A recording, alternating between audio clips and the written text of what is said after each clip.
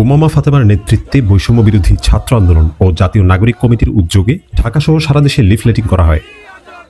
উমামা জানান, গত 31শে ডিসেম্বর বৈষম্য বিরোধী ছাত্র আন্দোলনের পক্ষ থেকে শহীদ মিনারে গণসমাবেশের মাধ্যমে জুলাই ঘোষণাপত্রের আলটিমেটাম দেয়া হয়।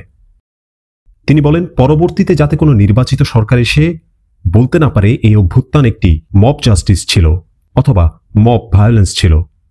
আগামীতে আমাদের ভাই বোনদের যারা পড়ালেখা করবে তাদের উপর যাতে কোনো ধরনের আক্রমণ হতে না পারে তার দায়িত্ব সরকারের।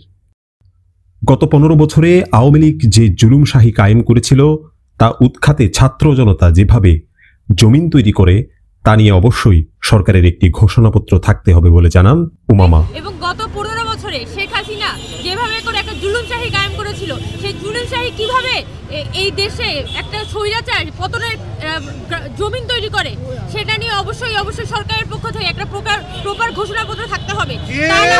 তিনি আশঙ্কা জানান, এই ঘোষণাপত্র দেয়া না হলে ইতিহাসের পাতায় এই জুলাই অভ্যুত্থানের পরিবর্তে একটি মব জাস্টিস কিংবা ভায়োলেন্স হিসেবে আখ্যা দেয়া হবে। যে আমাদের এই যে মহান অভ্যুত্থান, সেই অভ্যুত্থানকে কোনোভাবে কলঙ্কিত করার কোনো ধরনের সুযোগ থাকুক, তাই আমরা এই যে বাংলাদেশের বর্তমান অন্তর্বর্তীকালীন সরকার এখানে তারা একটা ঘোষণা দিয়েছে যে তারা সকলের ঐক্যমতের ভিত্তিতে একটা জুলাইয়ের ঘোষণাপত্র দিবে, কিন্তু এখনো পর্যন্ত কিন্তু সরকারের পক্ষ থেকে আমরা কোনো প্রপার উদ্যোগ দেখছি না।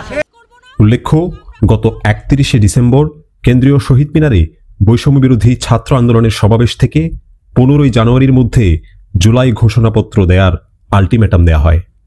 আর তা না হলে কঠোর কর্মসূচির হুঁশিয়ারি দিয়েছে গণ অভ্যুত্থানে নেতৃত্ব দেওয়া এই দলটি।